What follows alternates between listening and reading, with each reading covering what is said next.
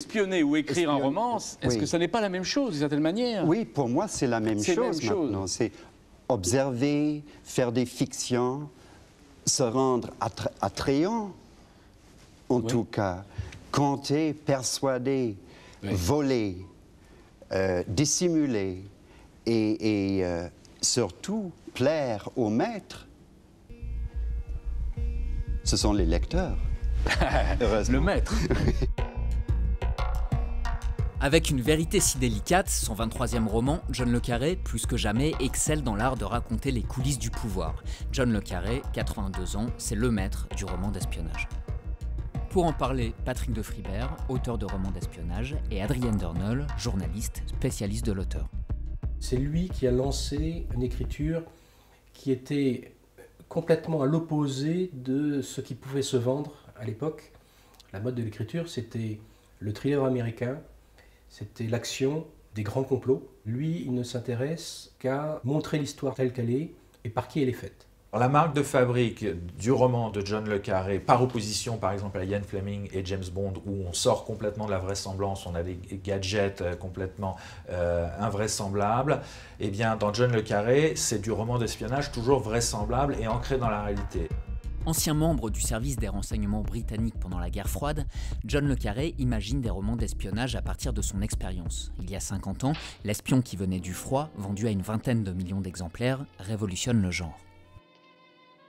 L'atmosphère des romans de John le Carré, c'est en général la guerre froide, une atmosphère pesante de l'establishment britannique. Donc on est tout de suite dans un univers très très british, mais avec tout ce qu'il a de maniéré, d'aristocratique. C'est tout dans le non-dit, dans la suggestion et la lenteur souvent. Nous sommes obligés de vivre sans sympathie et nous ne pourrons pas toujours nous en passer. On ne saurait rester dans l'ombre sans arrêt. De temps en temps, il faut se compromettre. Voilà un homme à vélo. En racontant la vie de ses espions, John le Carré articule la petite et la grande histoire. Mais dans ses romans, l'espion n'est jamais un surhomme. Au contraire, c'est un individu avec des failles et des faiblesses, mais qui ont des conséquences qui le dépassent.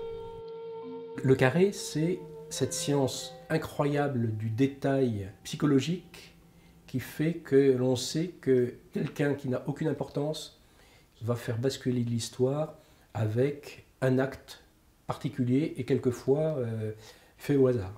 C'est le hasard qui fait basculer l'histoire parce qu'au milieu, il y a un facteur humain et un personnage qui le vit. De toute façon, je vous apporterai le chèque de 5 livres de notre œuvre pour le dépannage. Le chèque. Ou bien du liquide.